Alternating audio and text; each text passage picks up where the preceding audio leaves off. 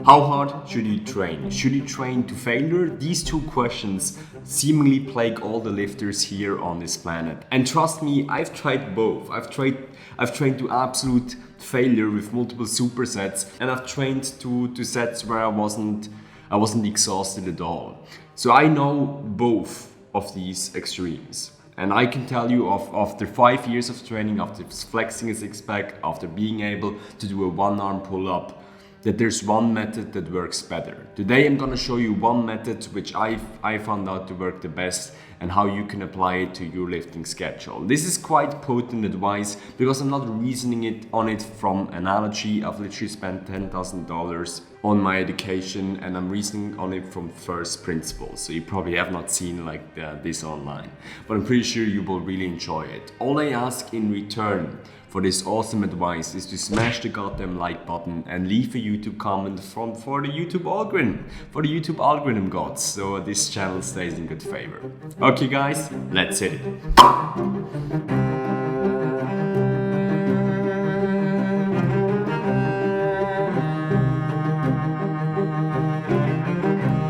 So in my past videos and in my speech in Indonesia, I explained that this graph right here is essentially everything that you need to know about training. And I know this whiteboard is quite up, but I think you will still get the point. So what you see here in this graph is performance. And what you see in this graph is time.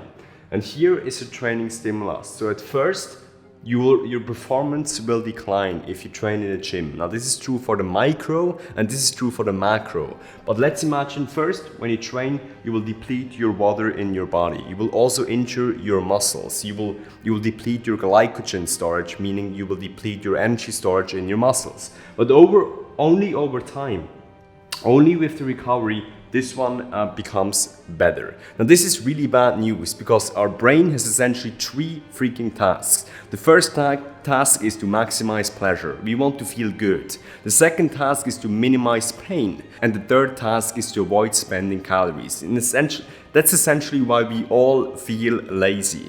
So by training in the gym and developing ourselves, we literally fight against our own brain. So we realized before that for our body to change, we have to force him to change, because otherwise he would not change at all. We also know that this graph right here, as said before, also explains everything about lifting. So let's imagine for a second we have two extremes right here. We train too hard or we train too easy. So if you train too hard, let's just take this pen right here. What happens is that this one will go down. Okay, you see, this one will go down more because the training stimulus gets harder. Our performance, we have a bigger decrease in performance. So what happens is that this recovery period tends to get longer. Voila, but we still have a positive adaptation, and a good example for this is scar tissue, for example, or breaking your bones. I mean, if you break your bones, it takes months to heal because your bones have a really slow blood supply compared to your muscle, for example, but the bones are always stronger in the end. So generally, if you train too hard, you have a very long recovery time, but you still have a positive adaptation. Now, what happens if you train too easy? If you train too easy, you have zero to no adaptation, and that is really the problem. See, your body only changes after it hits a certain amount of intensity, a certain amount of threshold. So for your body to change, you have to force it to change. So just this graph right here and reasoning from first principles explains us that we should err on the side of caution of training too hard. Now this doesn't apply to all exercises and to all people because we all have different experience levels. For example, when you do the deadlift, you probably shouldn't err on the side of training too hard. I would probably say, whoops, mosquito. I would probably say that every exercise that tends to strain the spine should not be trained too hard. So every exercise where you're bending forward, like a barbell bent over row or a dumbbell bent over row, you should probably not go overboard because humans are very inclined to injure their spine, and the spine has a very long recovery period. But in the other exercises, how do you know that you train hard enough?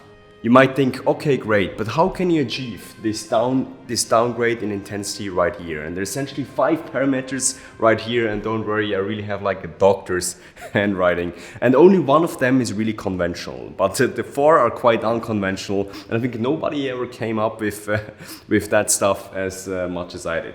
But maybe somebody did. So first one is RPE, and this is called rate of perceived exertion. Essentially, you grade on a scale from 1 to 10 how hard the workout or a certain exercise was for you. So 1 would be very easy, 10 would be really freaking hard, and you really destroyed yourself.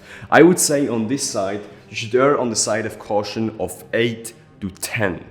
When it comes to exercises training your spine, probably on the side of caution of 8 to 9. If you train constantly with a rate of perceived exertion of 7, 6, 5, then you simply don't have any results in the long term. So aim for a rate of perceived exertion, aim for an intensity, for the hardness of how you train, how you feel it yourself, on a scale of 8 to 10. The second one is breathing, and this is quite unconventional, because what you will realize is when you get stressed out, when it gets really hard, when training gets really hard, you start to breathe in a Valsalva way, which means you breathe like this.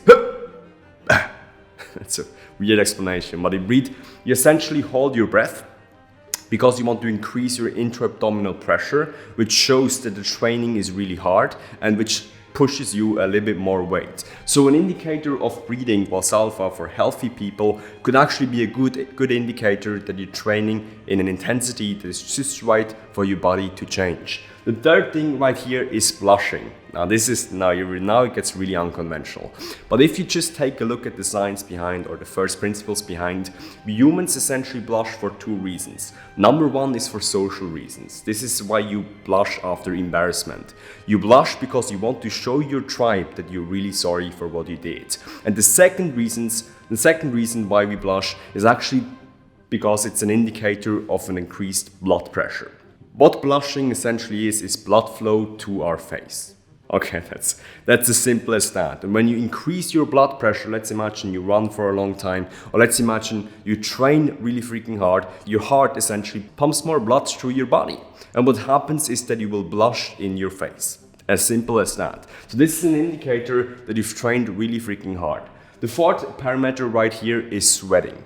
Now sweating, this usually more applies to I would say cardio sports. Why? Because what sweating is a means of regulating our body temperature. And this is really unique to humans. We use sweating to our advantage because this is our way of regulating our body temperature. And one of the reasons we get a very high body temperature that we regulate in the first place is because we pushed ourselves to the next level. It's because we were training really, really hard. So sweating is a good indicator. I would not necessarily say for lifting, but more of a cardio training schedule.